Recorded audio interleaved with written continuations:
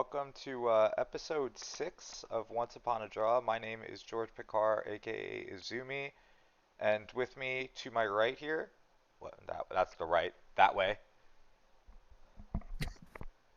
It's Kyle. How are you guys doing? Hey everybody. So, as you may have seen through whatever form of social media, we've got a pretty packed show tonight with something interesting that we have not done yet, and that is going to be playtesting live for all of you. Yep. So, right before we get into the main event, which is the playtesting that I know you all want to see, we're going to go over a few slight news stories that we recently received. We had one spoiler. I think we even maybe went over it last week. That was the only card we've gotten really that was new. No, we didn't. We didn't. But that's okay. We have one spoiler. It's not a great card, but it has Winnie the Pooh on it. It looks No. cool. Check it out. It's on the Twitter. So do that. But if you have not already downloaded the official Disney Lorcana app, definitely do so. The app's It great. is so necessary. Yeah, and now even for TOs and judges, it's going to be really important that you have it because of this new update. Um, so Kyle, you wanna kind of go over what happened? I mean, it's pretty quick, but Yeah, so basically, if anybody's familiar with Magic the Gathering, there are basically apps that when you choose a card, it gives you specific rulings for that card. Um, so if you see here, there's a few here that we sort of went over. Think we went over almost all of these last week, but it's nice to have these sort of on hand. And like you said, whether you're a judge at a local event or if you're just playing with your friends, it's nice to have this that's specifically targeted to some of these cards.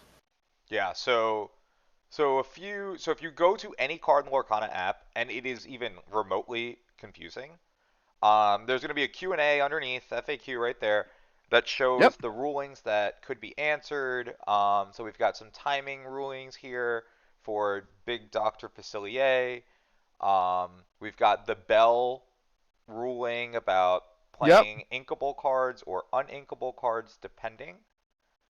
Um, The timing one is cool to me. Something we went over last week, but it's still nice to know that you can choose which order you want things to go in. that is correct. And then we've got a few others here that are pretty relevant. Just sliding them over for everybody now. They are the Moana rule. It's nice Uh, to have an official ruling on that, yeah, just where there's no sort of confusion. that was a confusing one, and the community did do a good job of pointing that one out. That was actually one of the ones that we asked. We reached out and asked if anybody had any questions, and that was a great one that like I didn't even think to hmm to cover, and it is Yeah, it actually confusing. seems intuitive after you like play with it, but you have to really understand it the first time to really get it. So yeah, so we've got the Moana ruling here. A whole new world's a very common ruling. People ask what happens when both players don't have the hmm cards. So right here it tells you, and that's it. That's basically the going to be the Bible.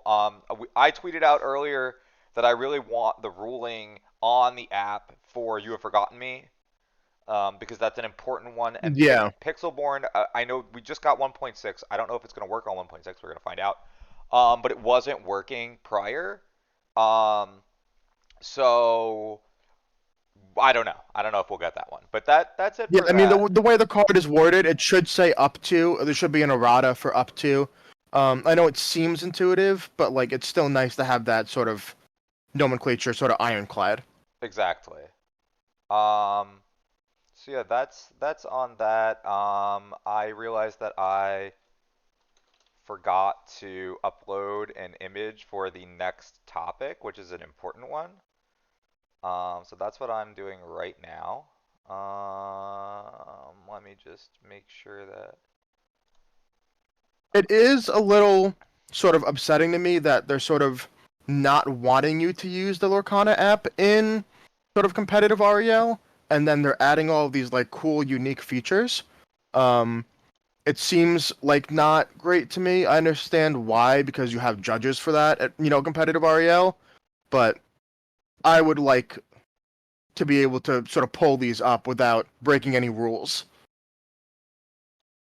All right, so we've got the official sort of. I mean, it's as good as we're gonna get here. Here we go. Uh, it's gonna be hard to read, I think. I don't know actually, but here are your Pixelborn stats, right, of the week. And Kyle, this might be hard to read uh, on the stream, but you have them in front of you, right? I mean, the I big do, stats are yeah. right here, right? Like the key is that we've got here's our color wheel. Emerald is leading the way in winning Hmm. percentage, right? And then I believe inside of there you've got um The the winning percentages for those specific color combos. yeah, so each one on a whole, right? We've got emerald in front, then amethyst, then amber, Then then sapphire. sapphire, then ruby, then steel slightly. Yep. Which is interesting, right? Because everyone talks about ruby amethyst being the best deck. Hmm. When the win rate is actually sub 50%. Yeah, yeah. So That leads me to believe that it seems to be that maybe because it's on Pixelborn and everybody can have access to that deck, which is sort of expensive in real life, everybody's trying it, and maybe not everybody has the reps with it to sort of really unlock that deck's potential. yeah, exactly. Yeah, I think that the win rate for the deck should be higher than it shows on Pixelborn. Slightly, yeah. But it is interesting that the emerald decks have the highest win rate. Yeah, Um, I think like looking at the Emerald cards, they're the best cards for beating other decks, right? Maybe they're not the best cards in terms of a vacuum, but I think they line up really well with some of the bigger decks in the format. I can absolutely get behind that idea. Yeah. And this is interesting. We knew it, right? Steel on its own is not powerful enough yet. It doesn't have enough powerful cards, Yep. but yes, Steel and Ruby really just kind of behind. Um, Amber looks like it's picking up a majority of its wins with Amethyst, which is Mm-hmm. very interesting, right? Because You'd think it would be looking towards Lemon Lime, but I, Amber Amethyst is or a unique one. or even the songs deck, right? You'd be looking towards the Mm-hmm. Steel Amber songs deck. So neither of those decks are winning at a high percentage. It's very interesting. These stats are. I don't know if they're necessarily your Bible, right? Going forward. No, it's just nice to have this info because I feel like the most common way to play Lorcana, at least not in real life, is going to be Pixelborn. You know, you can do it on TTS, but I feel like Pixelborn is sort of your go-to. Yeah. Um, but like I said before, I think the Amber Songs deck is also real expensive in real life, and people want to try it before they buy it. Um, and I think that's where some of those numbers might be skewed a little bit. Yeah, I feel like that's very accurate. So, Yeah, the Amber Amethyst color combo is a little surprising to me, but I have seen sort of inklings of this new sort of Amber Amethyst mid-range deck that's been picking up. Some of the people on Twitter have been posting it and it seems pretty cool. Uses like Stitch and Big Doctor to sort of accrue value that way. So yep. I thought it was just an aggro color, but it's nice to see variations even within the same color combination. It's crazy that we're seeing this many different decks in just one chapter. Mm-hmm. It's actually really cool, right? We've only got 204 cards to work with, and people are really doing everything that they can with it, which is awesome. Yeah, you really only have to change a few cards to sort of change the identity of the deck. Um, so I think that's is sort of a nod to the card designers and how well they sort of balance this first set. Right. It's very true. So next up, we've got this is the hot take alert. So I'll just get to it. I have a take about a card in Lorcana, even though Lorcana is very new, obviously, and we've only had a little bit of competitive play. I have a feeling Mm-hmm. that there's one card that I would like to not see anymore.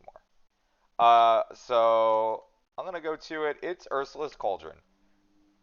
Hot take. A card not on a bunch of people's radars in the beginning because on first glance you'd feel like Magic Mirror is sort of the better version of that card. Right. Why play the Cauldron when the mirror gets you a card? Yep. Well, hot take. Ravensburger, please ban Ursula's Cauldron. ban this card, it is not only extraordinarily powerful, but it's Mm-hmm. excruciatingly slow. And with a 50-minute round timer and new TCG players hopping into this game, it can be absolutely miserable sitting across from somebody that has Ursula's Cauldron. There are too many options, and there are too many decisions to make for the new player, especially. This Mm-hmm. just drags it out. And the fact that we can't play at instant speed, which is totally fine, I have no problems with that at all. But the fact that you must do everything on your own turn, there's no shortcutting. You can't do this in any sort of way. You have to. Yep. You naturally play out your turns slowly because of this card. So Yeah. right, like, and we're playing in a game where you have what is it like? How many unequal cards are in each deck?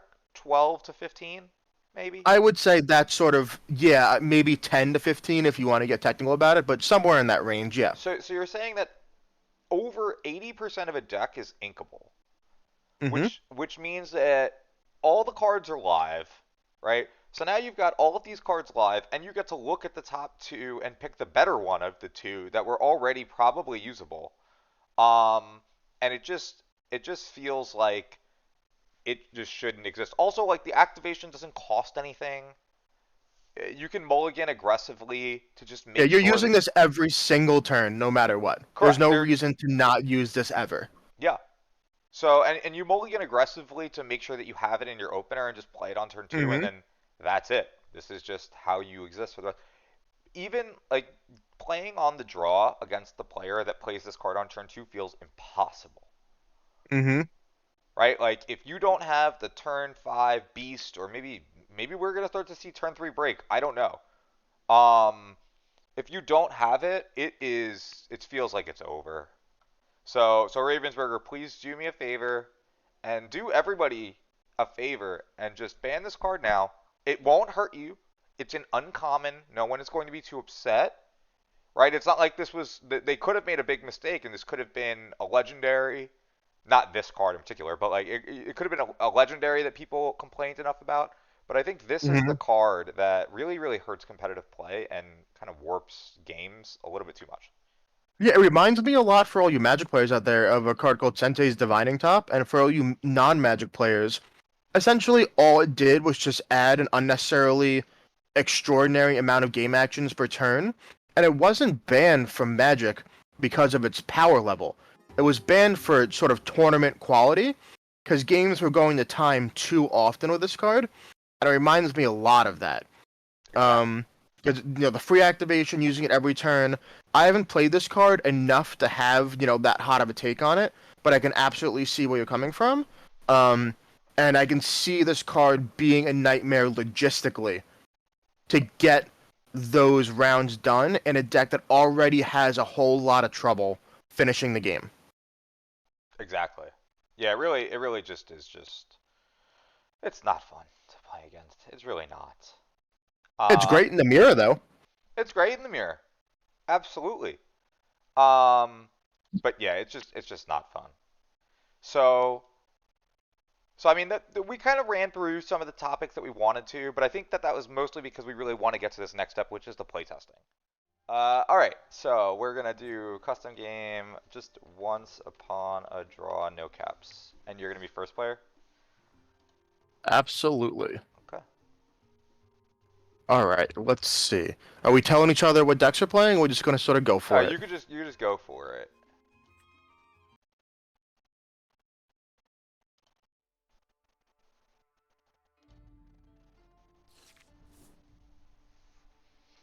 Alrighty.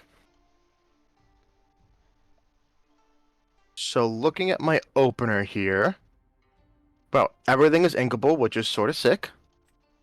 Um, I feel like in a deck like the one I'm playing, the only important thing is going to be curve, keeping a 1, 2, 3, 4. So that's what I'm gonna do.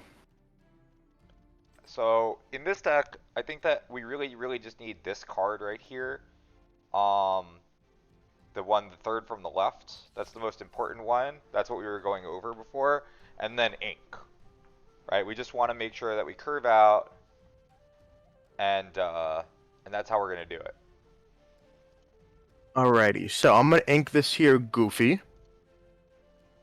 Gonna play a cat, and I'm gonna say go. And a cat. Okay. So with the Tibbs in play as a 2/2, right? On one, it's pretty nice. We've seen Goofy and Tibbs both Ruby cards, so we like this card in our hand. We're not gonna ink it quite yet. It's turn one. We're gonna ink our 9 ink Maleficent. It's okay. We've got 4 of them. Makes sense to and me. We'll pass. Alright, so with nothing on the board, there's no reason not to quest here. I'm gonna ink my second 4-drop, play my on-curve 2-drop, and say go. Okay. Yeah, Flynn is a problem for this deck, right? Like, it is definitely an issue.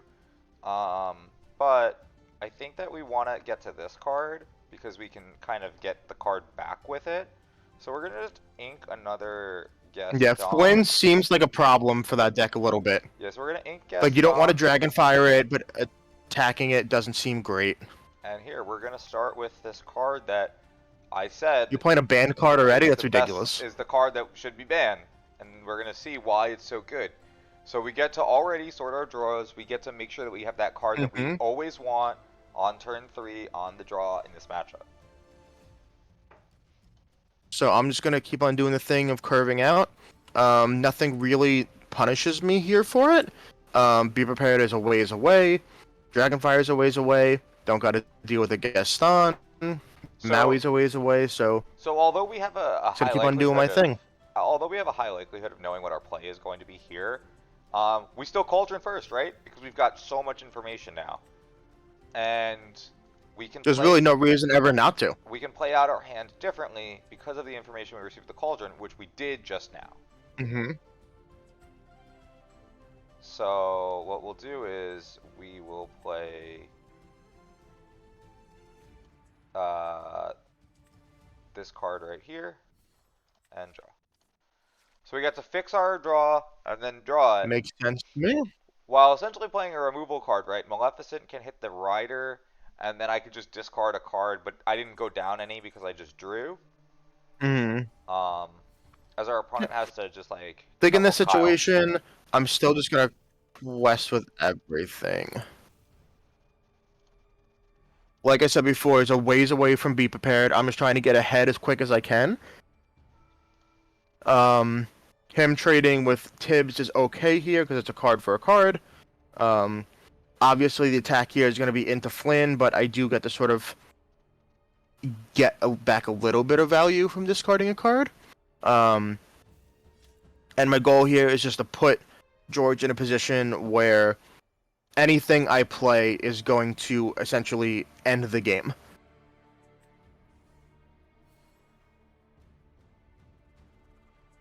I feel like Aladdin is a big game in this matchup because it gets to trade with something while also disrupting my clock a little bit. I'm also a little nervous about getting Aladdin here. So, big Aladdin. So I think my play is actually going to be to trade with Maleficent. So I don't get big Aladdin because all my threats are evasive right now. And I'm going to just keep on going. There you go. A Peter Pan, another evasive card. It's very hard to deal with. We're going to go Cauldron again. Yeah, I think the play here was definitely not to open myself up to a big Aladdin because I feel like that was definitely on the horizon. So we just have to ink another Aladdin. And I think one of the... Go ahead. Makes sense to me. I think one of the reasons why this style of deck, right, the red-green evasive, aggro, mid-range deck, whatever you want to call it, I think one of the reasons it's good is that a lot of the best removal spells in the format are actually characters. They're not even necessarily spells and actions. And I think, specifically against this deck, a lot of the removal spells come in the form of like Maui and Gaston, and they can't trade into the stuff you normally want to trade into. So your only options, really, are going to be something like Jetsam, which is obviously a great draw against me right now, or something like Be Prepared. Yeah. Um. So Jetsam, right, is pretty good. It can deal with the Pongo, which is extraordinarily important. Um. But we are in a little bit of trouble here, right? Like we can't really race very efficiently. Um.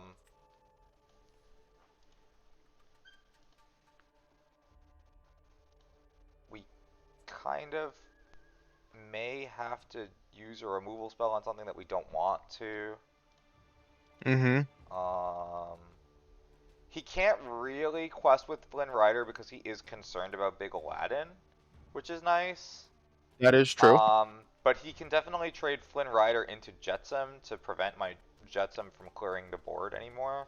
It is evasive, so I can't do that. Oh, it's evasive. But Never mind. Yeah, he can't do that, yeah. right? So So Flynn. looking back on it, I probably should have inked Flynn in preparation for some of my bigger things, knowing that I played around Big Aladdin before.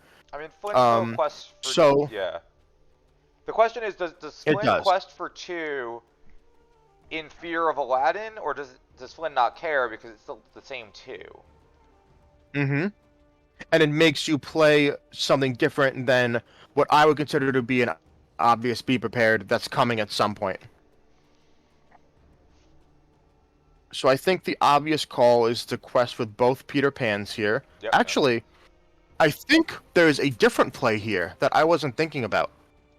So I think the play could be to trade Peter Pan into Aladdin here to get a free quest with Flynn. And my reasoning is that Jetsam trading into either Peter Pan or Flynn will still trade with Jetsam, and even if you slam a big Aladdin, it can't attack me the turn it's played. that is true. So that might be my sort of heads-up play here. It lets me play around Aladdin while also getting good value, and makes you consider whether you want to be prepared or ink and play big Aladdin. I think that's maybe a call that, when you're initially thinking about it, maybe it doesn't seem apparent because you want to win the game. But I think trading opens up a lot of doors for me here. So I have to ink an Aladdin here. And I think me sort of crashing into that Aladdin made you do that. Yeah, I think it sort of tipped your hand It there. changed my line tremendously. Yeah. So now I just have to be prepared and pass. And Now, I think it's pretty obvious that with me not inking something for basically 3 turns in a row, you know I'm either going to have a Cusco or Big Genie. correct. Yeah. So I know your hand. You know, is how either... many of each you don't know. Right. But right now I just have to ink that card, and then now you probably know a good portion of my hand, or at least, you know, some part of it. Correct. So I would have loved to have that Goofy in play to, you know, threaten lethal in 2 So turns, but gotta play the cards that his yourself. hand's Genie, at least 2 Genies, maybe 1 Genie, and Mother knows best or something. If it was Cusco, he would have just played it, right? So Correct. because it could be Genie, I think we're gonna actually keep this card on top. It's just an awful target for Genie. Yeah, so, and to me, No, I that think we probably just keep means this you're one. thinking about maybe playing a little Maleficent, or keeping maybe a Dragonfire in your hand to deal with this Genie. Now, the card I drew is pretty interesting. I'm just gonna tell you I drew an Aladdin, a small Aladdin. Okay. I have a few options here, right? One of the viable plays is just ink Aladdin and play the Genie with no targets. That does open me up to getting Dragonfired for sort of little value here. I also have the option of just playing this Aladdin, still threatening some amount of lore and making it an awkward target for you to Dragonfire. Which I think might actually be the play. Okay. So I'm gonna play Aladdin is and say certainly pass. an awkward Dragonfire target. So now we're gonna Cauldron, Mm-hmm. and I mean, Jesus. Okay. Awkward. Yep. Draw with friends, and just pass with just Mm-hmm. 5 cards in hand. I mean, it feels fine. Now here I'm definitely gonna quest with Aladdin. Now, if he drew an inkable, I'm Um, assuming he goes inkable genie to put lethal on board. That's probably the line. Um, so my line here is actually going to be, let's see. I drew an inkable card, but it's an inkable card that also threatens lethal. well, that's bad. Yeah, I mean that's bad news Mm-hmm. for us in the Ruby Amethyst land here, in Ursula's Now I Cauldron have a few land. options here. Um, I can either play this card, I can ink it, and I can play one of the obvious genies in my hand. Now, here's my thought process, right? Obviously, the sort of layman's answer is no targets. My concern there is you getting max value on a Be Prepared. Um, so what I'm gonna try here is get a little tricky. I am gonna play this genie you know Yep, about. yep. I'm And you're actually gonna gonna bounce this bounce your own Aladdin to my Aladdin. hand. Yeah, it's Yep. interesting. I So mean, it lets me have an inkable to potentially slam a 7 cost play. Um, Obviously, if this genie's gonna get dragon fired, it's gonna get dragon fired no matter what. My concern is that I want to make the decision maybe a little harder for you. Um, so we're gonna see what happens here. so that was an interesting line. So we're actually gonna ink our watch, which is crazy because it's probably the best card in the matchup. Yep. Where if I had both of these on the board with a tapped Aladdin, I think you probably slam the watch immediately. But we have Ursula and her Cauldron. Mm-hmm. So that makes my line a little worse, obviously. But I think that sort of forced that hand from you for Ursula. So let's see here. I get a few options. What I'm gonna do here. So I have a few options here. I can play 2 characters. That opens me up to getting a max value Be Prepared, and I probably lose the game on the spot. So let's get a little tricky. Yeah. I'm Okay. going to bounce this genie and say go. Okay. I don't Well, think there's anything that could have attacked the genie anyway. But I would be playing around some form of rush and evasive, maybe a second watch and a floatsome or a jetsam, something like that. Um, this still puts lethal on the board, but now I'm assuming a Dragonfire is coming down, or maybe a Be Prepared, but we'll have to see.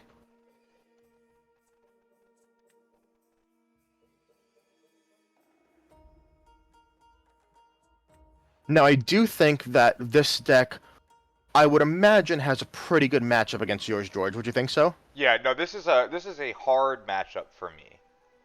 Mm-hmm. It's definitely a challenging matchup, and that's why I think this is a good playtest video too. Um, Mm-hmm. this Ruby Emerald evasion deck is good. And yeah, just the evasion alone Now, is let's enough see to be here. a really big pain. So now I'm interested Mm-hmm. in what the play is. I mean, even Aladdin Yeah, I have a few threatens options. lethal here, right? Correct. Now, what I think could be a play here, um, I could obviously play Genie bounce Ursula. Um, that Sure. still lets Genie threaten lethal. Yep. Um, but you get to Dragonfire it and then potentially play something like Friends to start going up or Maleficent. I have to threaten lethal in a way that makes the interaction awkward. So I'm gonna play this Aladdin, Yep. and I'm gonna play a second Aladdin here. Obviously, I can get Be Prepared, but I don't think Be Prepared for 2 Aladdins is the best trade. But it's better than nothing. So we have the Cauldron here. Mm-hmm. Now, one of the reasons that this card is actually so good is that it let you search basically for the card that's good in the matchup. I mean, you put at this point it's turn 8. You inked every turn. Um, let's say Now it's turn what 9. the only card I lose to at this point is Big Aladdin. If he has it, he can shift 5 and then just quest for game here, which is yep, there it is. Okay. So yeah, wait, what? What did you just do? Oh my god. Okay. Yeah. Yeah, you're just nuts. I just went for the disrespect. Wow. A lot of disrespect there. So we can sort of go over that game, right? So I'm gonna assume that based on sort of the nature of how that game went, was that you didn't have a second be prepared. That it was all like spot removal or maybe something like another Ursula, something along those I lines. literally had the playset of Dragonfire in my hand. Yep, which is not great. I feel like because you're trading under for all of my cards. Correct. All right, so I'm gonna try out the Amethyst Emerald evasive deck. Mm-hmm. Um, Um, I'm going to maybe. What do you guys think in chat? Would you want me to play? I have a few options here. I can play Lemon Lime Aggro. I can play Amber Steel Songs. I can play The Mirror. What do you guys think? Any thoughts? so I'm gonna the game's gonna be Once Upon a Draw No Caps. Mm-hmm. Heads up. Here. You know, I'm gonna play a deck that's sort of been a favorite of mine for a while. Definitely not a deck that I would, you know, necessarily bring to a tournament. At least not without some more playtesting. But it's a deck that I really like. It's also a deck that did top 8 that big Lorcana 1K that we talked about way early on.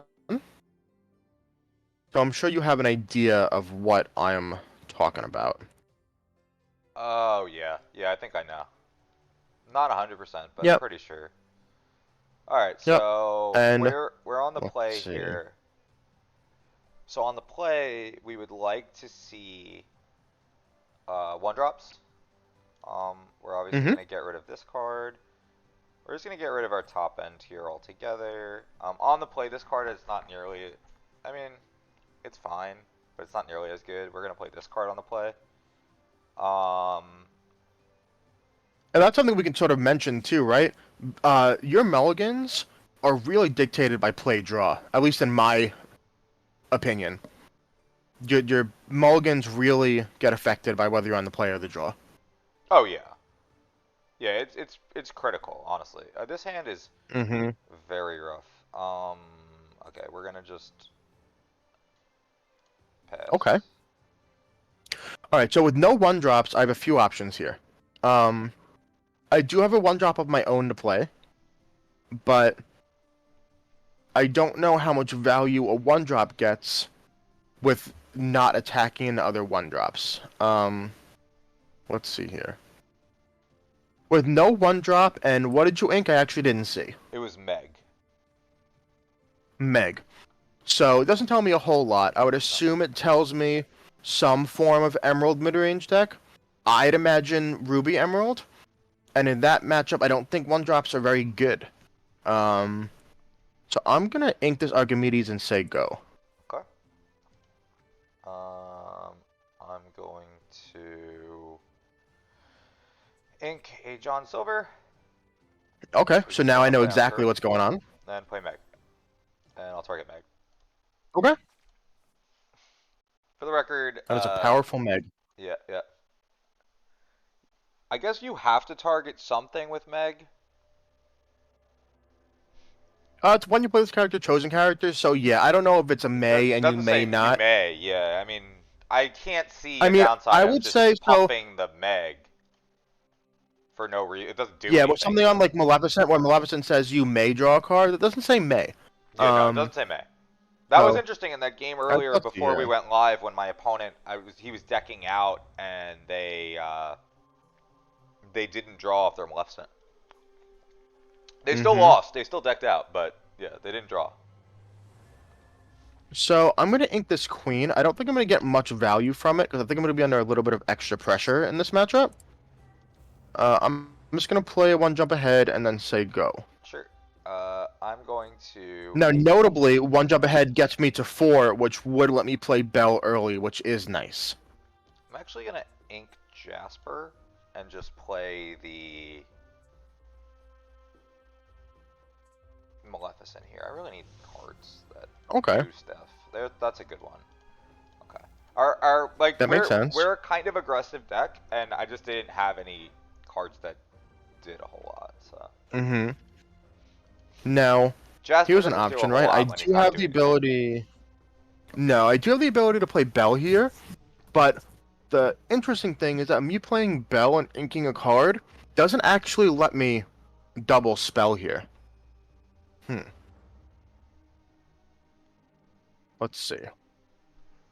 I think here, if I play Bell, I draw, I go to 6 ink, and it does let me double spell. So, I have an interesting decision here. Sure.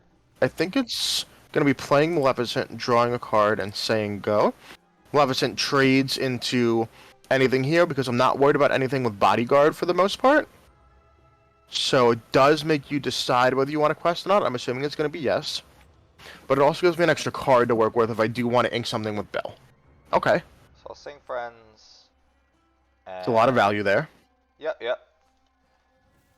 And we're gonna play a Hans and pass.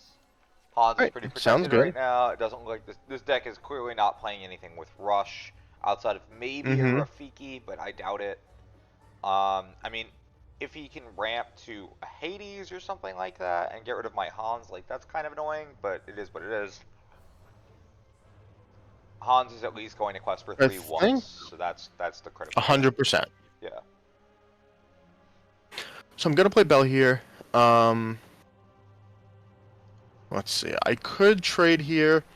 I also have the option of singing one jump ahead, which I think I'm actually going to do. Fun fact. I learned who Hans was yesterday.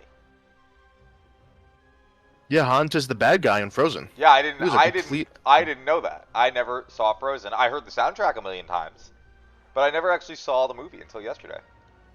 Yeah, Hans basically just gaslighted Anna the whole time. Yep.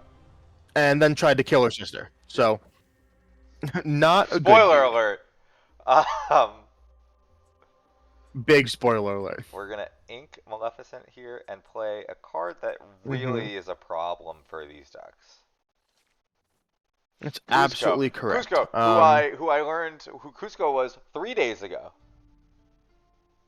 This movie is so good. So let's see here. So one of the reasons why I wanted to sing one jump ahead was to specifically get to 7. Right. And I'm sure you know why I want to get to 7. 7 is the Hades number, right? So we're going to see, yep, there it is. The 7 is the Hades number. Infernal Schemer. Now, I think I'm absolutely going to be trading specifically into Maleficent because she sings Friends and Meg does not. Yep. Now, I do have the option to second ink here, but the cards in my hand are quite good, and it doesn't let me double spell next turn. Yeah. Yeah. Now, I think, let's see, I can quest with Bell here. The only thing that this line is going to be bad against is going to be Rafiki, and I think that Bell is more important than getting rid of Meg. So I'm going to pass here. Okay. So the play last turn by Kyle was very intelligent, right? Like that's the play everyone should be making. Just remember, when you have the option to trade into 2 characters that look seemingly the same, and one of them costs more than the other, always get rid of the one that costs more. Because I just drew Friends, and I cannot sing it because I don't have my Maleficent in play. Yep. So we're just going to get aggressive, right? We're going to go Cusco. And yeah, it's a big deal. Gonna Meg. And then I think we're going to have to... we can ink and double spell here if we want. And there's no way for me to necessarily punish you, considering that there's no board wipes. Correct. And then I can guarantee that I get 5 lore next turn, which puts me at 16, which is a real problem. So I think that's what we're gonna do. We're gonna ink Friends. And we're gonna play. See, and me attacking that Maleficent made you ink that Friends instead of drawing and getting a random extra card for free. Correct. And we're going to have to also not sing this card. And pass. So Mother Knows Best doesn't hit the Hades here, right? Like we're not returning the thing that has the enter the battlefield ability. We're just gonna return the card that could have killed my Cusco. So right now, let's see. I don't have a bunch of great options here, in all honesty. Um, let's see. I think I have to ink this Maleficent. I know that she's a clock, but I think the option here is going to be double spell. Play this queen to get on the board. And we are going to sing Let It Go. And you got to target just the tank. Let's see. Yep, I think I have to. Well, you're not gonna hit Meg, and you Obviously, can't hit Cusco's a Cusco. big Yeah. deal. Yeah. So I mean, we're And it going. lets me trade queen into Cusco next turn. Doesn't feel great. Yeah, that's one of the reasons that I think that the Blurple ramp deck is not fantastic. Because I had no way to get out of the situation. I had none. Like I've been saying for a Um, while. Like I think that the ramp decks that do not play the ink sinks. Like Bell is not the ultimate. Like right, Bell doesn't do anything here. She quests for 5 once, but oh wow, so, you're just yeah, I you drew just a drew card. a Okay, so you card have that... E7. Yeah, and I just drew the Elsa, which would have actually helped me quite a bit. But in this situation, I was No, going no. to lose to the Does it even do Cusco anything? Cheshire You Cat can't even anyway. target. Yeah, you can't even target the Cuscos. Well, I would double attack into Cusco, only lose my Hades, and then I would Elsa your Meg and your Cheshire Cat. Yeah, and then I just quest for Um, 3 to 18, and yeah, and then then I would have just given me more cards to play around with. I mean Um, I have one in but in this hand. It's not very situation, I good, but am. yeah, I think that's just it. I mean, I'm lost. You know, this one is definitely one of the reasons why these evasive slash Cusco decks are a big deal against the decks that have targeted removal. Cusco definitely Yeah, like Hades and Let It was Go just hard to don't. deal with that game. Mm-hmm. And without Be Prepared, there's no efficient way to deal with Cusco.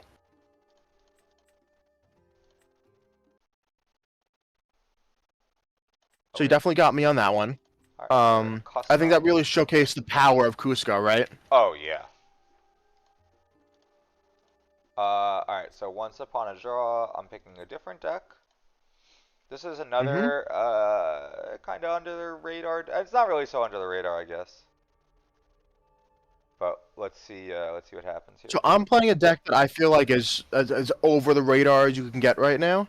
Um, I'll give you a hint. It is not the classic Ruby Amethyst control deck. Um, but it is a deck that I feel like has gained a lot of steam lately.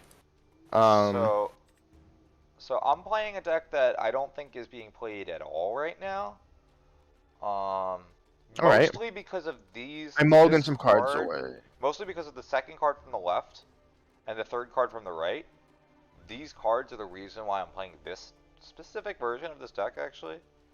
Um, Now I'll go over some of my mulligan decisions when I sort of play my first card and you know what I'm playing. sure. And I think me inking Akuna Matata, you already know the exact deck I'm on. Um, I don't think many decks play Akuna Matata, but the song deck. Right. That makes sense. And really the only reason is because you can find it off Ariel. It's an inkable card. Um, one of the cool things about this Amber Steel Songs deck is that like a majority of the deck is inkable. I think it's close to like 56 cards or something like that. So because we saw the turn one the way it was with the hook, right? We know that that beast has a lot less value than it normally does. So Mm-hmm. we can just ink that first one. It's not a big deal. We'll find another one later. So, what did you ink here? I inked beast. I inked the 5 ink beast. Okay. So that makes me play a little differently. Um, I would assume, without knowing anything, we're playing the mirror. Um, Okay. and in the mirror, um, I think cards are really important. I don't know how important the smash is going to be. Um, it can get aerial, which is true, but it doesn't trade well with a whole lot else. Um, I mean, And it I kills do think Eric, this right? that is true. But I think because I have my own Eric, I'm not extremely worried about that situation. Sure. Um, I will say the challenger opening is not great against the mirror. Um, Especially on the play. I think that I can never quest at these cards, and they're just there as removal spells, and I just sort of have to chill out and wait to see what's going on. This card is significantly worse now that he played that one, so that's unfortunate. We're gonna have to ink this Yeah, one of the reasons I Simba. kept these two cards because they're both. Yep, Yeah, we have to ink the it Simba makes you bodyguard. It ink just that doesn't Simba. do anything against Prince Eric. And just play this card, Yep, unfortunately. yep. Now, it's still with that scenario, it's still good for you because I still can't necessarily quest well with the cards that are on my board.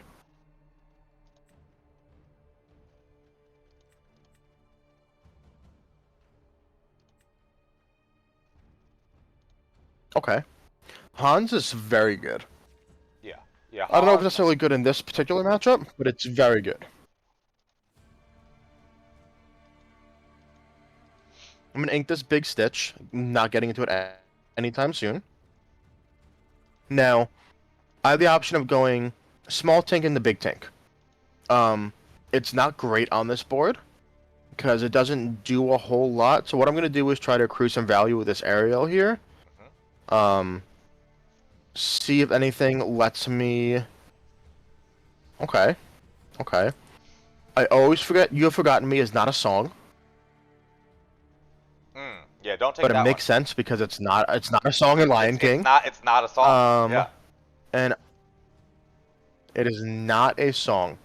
Now, what I can do here, while questing with my guys is not great, I can still sing this song Yep. with Eric to get some good value here.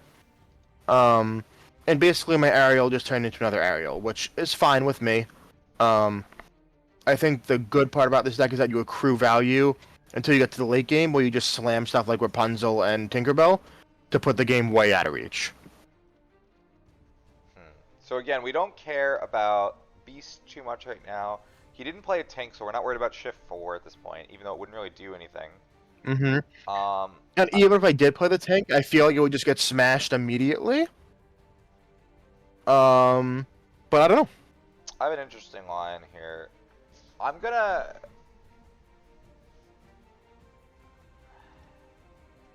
Wonder if this makes any sense. He knows I have Hans, so that plays into this a little bit. Mm-hmm. I can And I go. don't think Hans is necessarily great onto this board. I think I have to smash this aerial. I don't think he can get any more value on it. Mm-hmm. And I think I'm actually gonna just challenge Prince Eric with Stitch and pass. Um, Yep, because of that, and because that makes he sense to me. right, he can't play big tank this turn, so I'm not worried about a sweeper or anything like that. And he can trade with the Stitch, which I don't mind. But because he knows that the Hans is in hand, he has to kind of remove this soon, unless he has like Akuna Matata in Mm-hmm. hand for whatever reason. Now, I do have sort of the one way to punish this, which is nice. It's going to be Rapunzel, take off the damage, and draw Yeah, two. that is. But I think that's the only scenario where that line is quote unquote bad. Maybe that line was wrong then. Yeah, it could be. Could have been just wrong. Yeah, thinking about it that way, like that's really the line that punishes that the hardest. Yep. And I don't know if the value you accrued is worth that trade-off. But this mirror is strange. I haven't played the mirror at all, and I don't know like what cards constitute game winners. I'm not sure. So I wonder. So Pixelborn Hook did is that not thing necessary where it anymore. glitched and is just showing my card that I played on the left and it won't go away, but that's okay. Life totals are here. You can still see them. That does happen sometimes. Yeah. Now let's see. I think in this scenario, right, I want to get ahead a little bit. I don't lose any value here by questing with Rapunzel. Now I have the option of playing 2 different 5-drops. Um, and I think my reasoning for playing Moana here is that I can protect my Rapunzel as long as it doesn't die next turn, specifically to a Smash plus Hans. Um, but I think in this scenario, Prince Eric is dying no matter what if you decide to quest. So that's a free quest. And I think the hook is also a free quest. Um, but I we'll see agree. what happens. I agree. Um, so yeah, we have to quest with My only Hans not and Yep. shoot Eric. And then There's Eric no just way we don't do gets, that. free value on that. Hans makes math so much more difficult. Um, unfortunately, we don't have a lot of great lines here.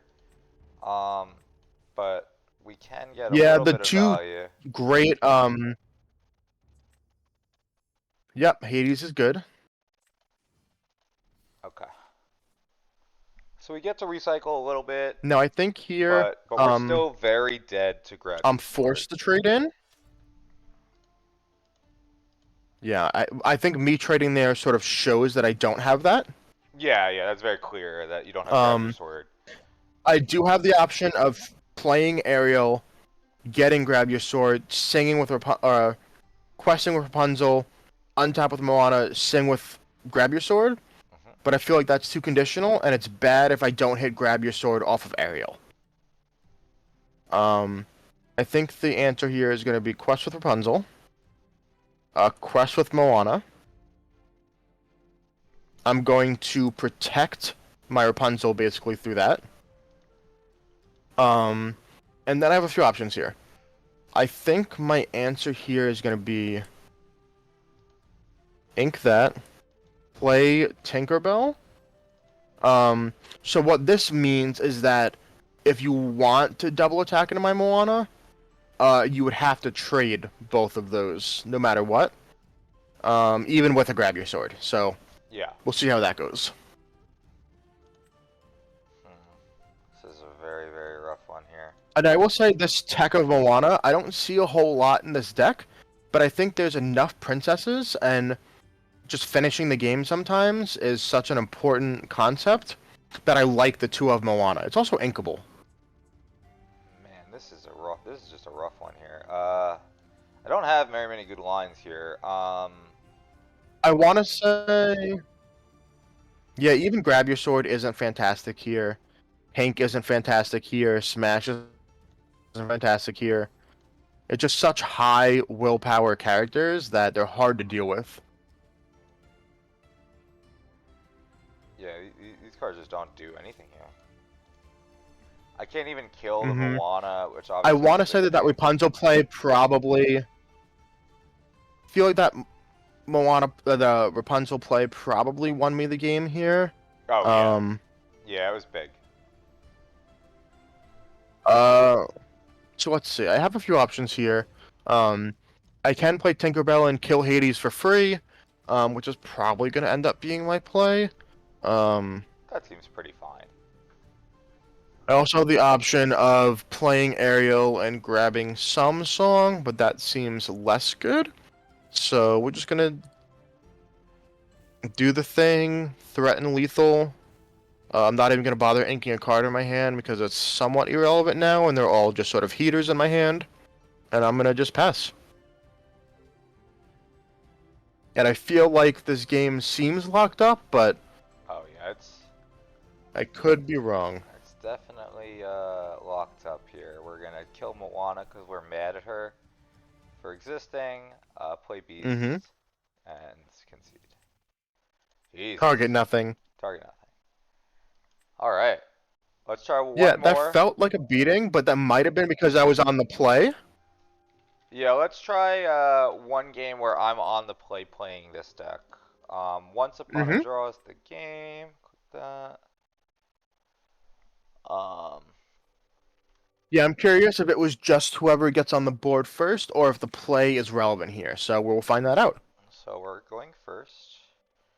We've gotten this thing that we like. Remember Mhm. what we've said? We hate this card when we go first, right? We hate this card.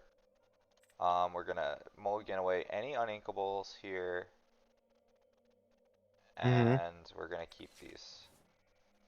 Even though the curve doesn't Yeah, I look think great. that's something to think about too, right? Mulling away all on inkables, unless they're specifically Lilo or one drop Maleficent. I feel like keeping uninkables in your hand limits your options in the beginning of games that make it a little hard. Correct. So turn 1, ink, So 3 ink, Maleficent. let's see. All right, so that to me, I would default off the bat specifically to Ruby Purple or Ruby Amethyst Control, just based on sort of the popularity of decks. Yep. So I do have a beast in my hand that I can ink, but I feel like it's going to be important in the matchup. So let's see. I think in that scenario, I don't think Smash is good in the matchups where it trades poorly into stuff like Maleficent, because you get extra value even if I kill it with Smash. So I might, sort of eat my shorts here if you're playing some sort of evasive deck. Um, but I feel like my highest upside is just getting rid of that card. So the plan was to just play this card on turn 2. But actually, after seeing what was just played, this card gets a lot of value here. So I think this is the play. But generally speaking, this card against steel decks is very bad. Um, so we're just going to go with what we were planning The on originally. Gaston. Gaston's going to get inked, and we're just going to play the Cauldron. Let's go to work with the Cauldron. Yep. We just need ink faster. Yeah, and I think getting value off the Cauldron before I can beast it is like max value here. Well, you Yeah, wouldn't be getting that I'm gonna value get 3 on more Magic activations Mirror of if this you played it Cauldron. turn 2. Yeah. Mm-hmm. I think Tink is not great in this matchup anyway. And then see, I'm gonna quest here no matter what. I don't get punished except for Rafiki.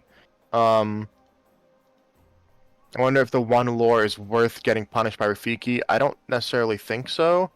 Um, let's see. Okay, there's a Beast's Mirror. I'm gonna pass here because Captain Hook can trade up. Um, So and getting him max value on Rafiki seems bad. so originally we were gonna just like we kept this card on top just to ink it, but because we want to play with maximum information, we're gonna Cauldron first. And we're actually gonna get that card, which is Mm-hmm. kind of cool. We still have the same line where it's ink and play, but just more info is better.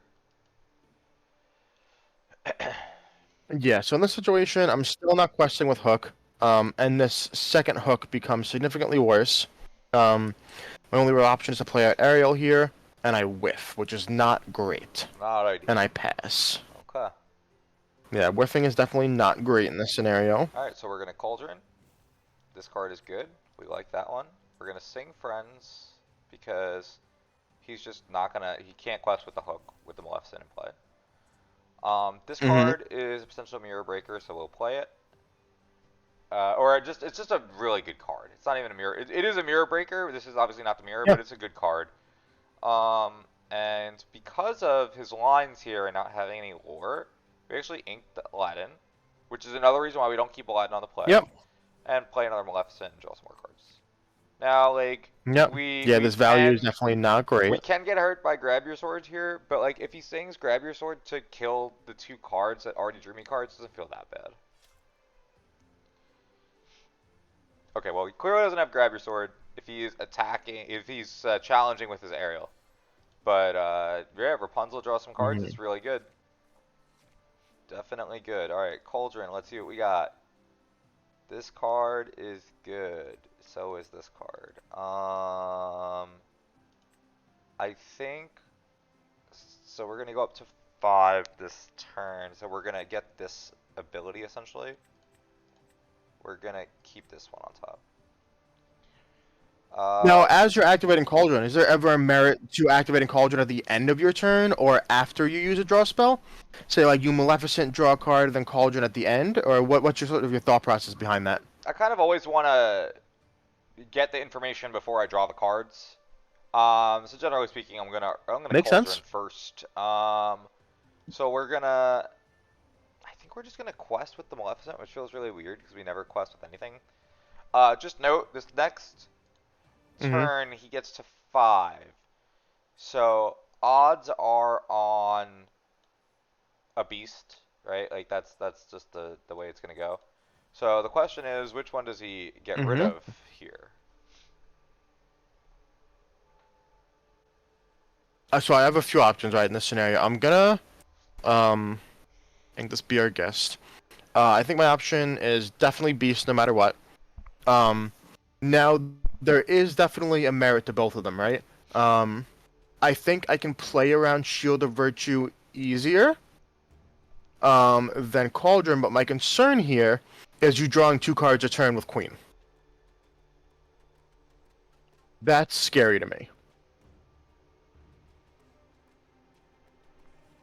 Yeah, I mean So it that seems is wrong, super but value, honestly. The Shield of Virtue acts as a yeah. magic mirror in this scenario, like a 1 less cost magic mirror. Yep. So that's pretty good. I mean, Yep. what do we do on the questing route now? Like Rapunzel is, I guess, good to go, I mean, I definitely quest with Rapunzel.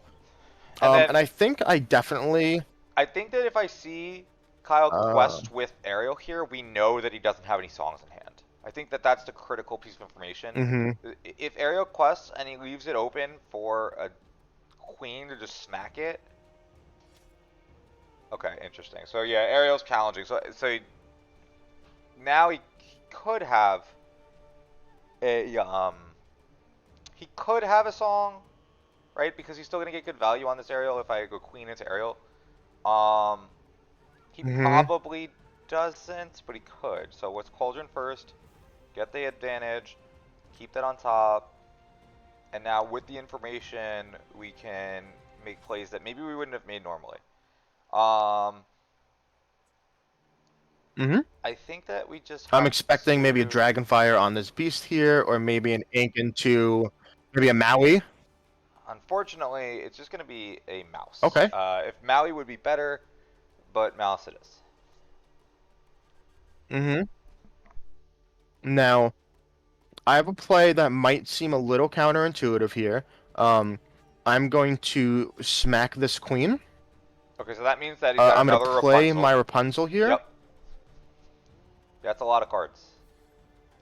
And now, yes, I could have just killed the queen with Beast or Captain Hook, but this is max value here for me. I feel like, um, and I think the way to beat Ruby Amethyst is to eventually grind them out of cards, Mhm. and you have to have cards in your hand. Let's see. I mean, I think this is a free quest with Beast. Yeah, Beast is pretty free there. Hmm. And I will say the 2 cards in my hand that I just drew are probably going to lock this game up Okay. pretty easily. All right, so we're gonna activate Cauldron. We'll put this one on top because it's inkable. Um, it Mm-hmm. feels bad because I want to play this card, but there's just not enough value in the discard anyways. So we're just gonna ink the broom. We get to play Ursula, Mm-hmm. slow him down, and draw that card anyways. And now because we don't Mm-hmm. have any value with the Mickey to actually remove anything, we can actually just sing Friends with it Yep. and make Kyle's life a little bit Now, harder. that ends up being quite good for me.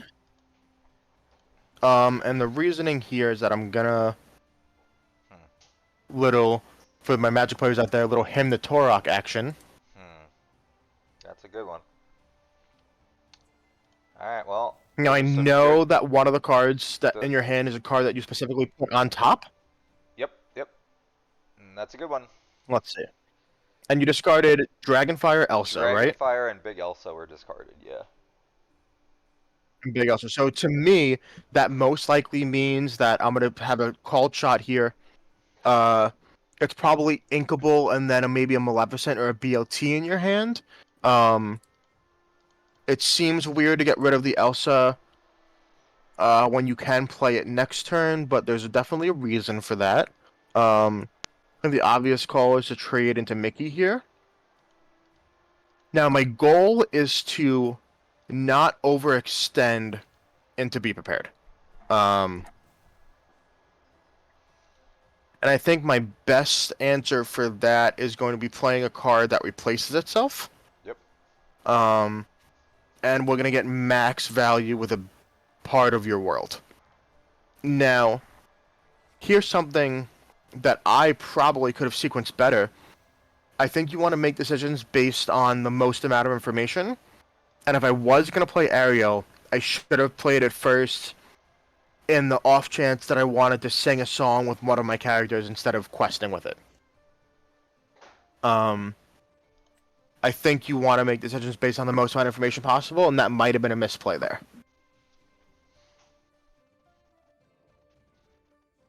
So Kyle can quest for 7 next turn, which is a lot. I don't know if Mm-hmm. it's necessarily enough to get rid of the beast.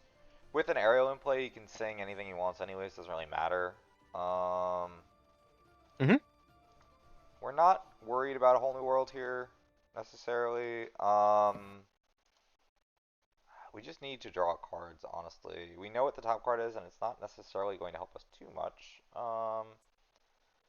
But I think we can set ourselves up for success here. We're gonna just get rid of the beast, which feels weird. Mm-hmm. I can't trade into Ursula effectively anyway, so I think that's still a good call. And we're gonna play another big Elsa. That makes sense. And pass.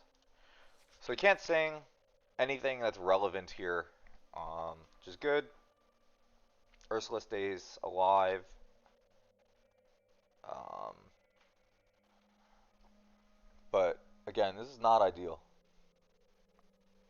No, definitely not ideal. Let's see. Is anything? There's nothing really in my yard.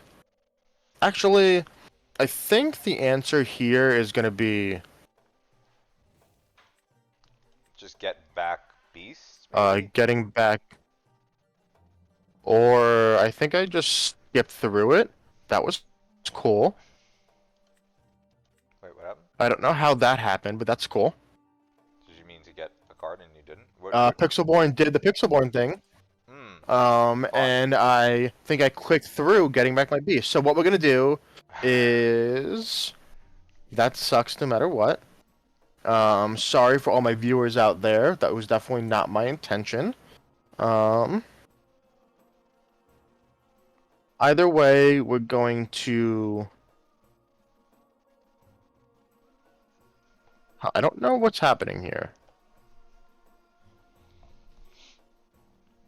It's not letting me smash your Ursula. Can you right click anywhere on the screen and then just try again? It says you're still So while I trying to do choose a have a. trigger. Yeah, Yeah, that's not yeah, you're definitely happening. glitched out. Yeah, which I will say, as good as Pixelborn is, it does do this sometimes. Um, so I think we're gonna go to game. Okay, Hans just let me play Hans. Okay, and I put it back to my hand. I think we're gonna call this game a wash. Mm-hmm. If that's good enough to win there, but it's definitely good enough to come back. But just like I was saying, like the cauldron on turn 2 is just pretty silly. Yeah, so I will say that my play was going to be part of your world, get back beast, destroy the cauldron, which I feel like definitely made that game turn a little bit in my favor, only because there's a lot less value to be had every turn, but there would have been a um, whole lot of game left. Yeah, yeah, a game goes a long ways after that. But Yeah, I think that game probably taught us a lot. They're probably the best out of the ones that were, you know, the ones that we played. mhm. Starting with that turn where I beasted the shield instead of the cauldron. What do you think about that line? I think that you should have beasted the cauldron.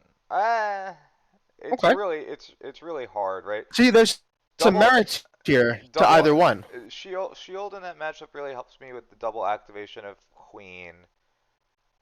It Mm-hmm. can also help me on double Aladdin challenges because you have multiple things that can't kill Aladdin that he can kill. Mm-hmm. Right? Like, Yep, Rapunzel's really bad into Aladdin. yeah, Rapunzel's pretty bad into Aladdin, so is Ariel, so is Eric and Captain Hook, and even a Beast once can survive. Like, really, the only card in that deck that beats Aladdin is Cerberus, Mm-hmm. and like that's kind of why that card's really good. It's crazy that it's just a vanilla 5/6, but it's insane because it's a 5/6. Um, I mean, that's the type of card that, with only 204 cards, the context of the meta. mhm. Sometimes stat checking your opponent is just necessary. Yeah, it's true. Come chapter 2, I don't know if a card like that could exist. Maybe it can. But for the time being, it's definitely a good enough card just because the stats It's are. definitely possible. I mean, still, I mean, assuming it's going to be another 204 cards, 400 cards is still not a lot for a full-on meta. So there are cards that could see play that we might not think they could still see play. Mhm. 400 cards is still not a crazy amount of cards. No, it's not. Out of those decks that we played against, anything that you learned, anything that you maybe respected a little more after playing with it or against it? Just that the red green evasive deck is just really good. That the deck is really good and it has good matchups against Yeah, almost that was everything. my thought as well. Um, Right? Like hmm like I think that deck's just really good. I Or think you that could at all least all of tech it to your local meta for sure. I think all the evasive decks are good. Like even the hmm even the Amethyst Emeralds Evasive one. is a powerful mechanic in a set where there's not that many evasive cards. Yeah, exactly. There are just so few ways to interact. It's still such an Um, important card. It's an important mechanic because there are just so hmm few ways to interact with Now, it. I, Yeah. I agree. Now, I know that we talked about on the Twitter potentially that there is a 1K coming up locally. I know you are not participating, but I am going to be participating. Um, it is proxy test card friendly, so in theory I could play any 60 that I wanted. Um, with that being said, I still think I'm going to bring that red green evasive deck, even with the ability to play fully teched out Ruby Amethyst. Really. I think so.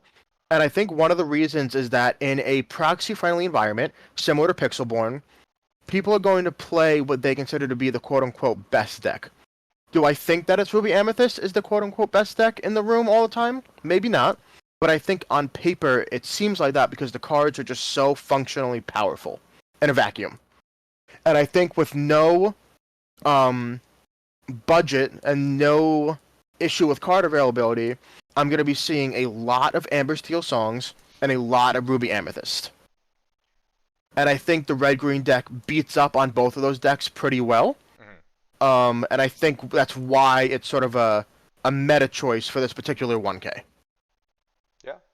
I think it's going to be pretty successful. I just worry that sometimes you just draw poorly and you kind of peter out.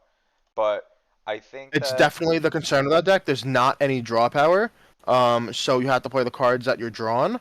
Um, so that's something to consider as well. I just think that any of the decks that aren't playing for Hatter, for Cusco, for John Silver, and for Genie are just doing it wrong. Like, Mhm. uh, maybe you can make an argument for who's the other 6 drop? The one that Mother Gothel is a sick drop, and yes, then Lady Tremaine is a sick drop as well. yeah. I think Mother Goth maybe you can play as a one of or a two of. I don't know. hmm Lady Tremaine, I don't think anyone's is anyone playing that card? People are playing it as like a two of and like the a whole new world mill deck, Oh, which okay. is a Yes. possibility, but that's really the only spot that people are playing it in. Right. So yeah, I think that that about wraps it. Again, the hmm the 1K is not this week coming up, but it's the following Is weekend. next week. Yep, So maybe your thought will change by next show, and definitely. I think I'm we'll gonna put have a little bit of work into that deck and the Ruby Amethyst deck and play one of the two. Yeah, and definitely have both 60s, and we'll share them online, and maybe Hmm. we'll let people vote Yeah, on I'll which also one. be building probably a tournament report, taking notes after the match on what those matchups were like and how it went. Yeah, Um, Hopefully you're gonna get a positive tournament report from me that I'm gonna, end yeah, up doing well in this, but we'll right. see. Anything could happen in any given room, but I love to sort of do well in this event, just to Yeah, show you guys that there's some credibility in what we're talking about. exactly. We're not just talking heads. But Exactly. all right, so it looks like I've got a quite a bit of cutting up to do for the Hmm. VOD. But thank you to everyone that stuck with it through the pixelbornness stuff. Um, I hope that you That'll be enjoyed streamlined in the future. Yes, yeah, that'll look a little bit easier in the future. But I mean, honestly, like Pixelborn just does some stuff sometimes. So there's only so much Hmm. we can do with that app. Pixelborn does some stuff sometimes. That is what it does. Yeah. But all right, thank you all for All tuning right. in. Please follow us on all kinds of social media. We're on Twitch right now, obviously. YouTube, Twitter, TikTok. We're on Spotify if you want to listen in the car. We got requests about Yeah. listening while you're driving. Please don't watch a YouTube video while you're driving. Hmm. So check us out on Spotify. You can find us at Once Upon a Draw, just like it is here. George, he's Kyle. I'm There you go. Kyle, I and did it we again. are good to go. Yeah. Have a great night, everybody. See ya. Have a good night.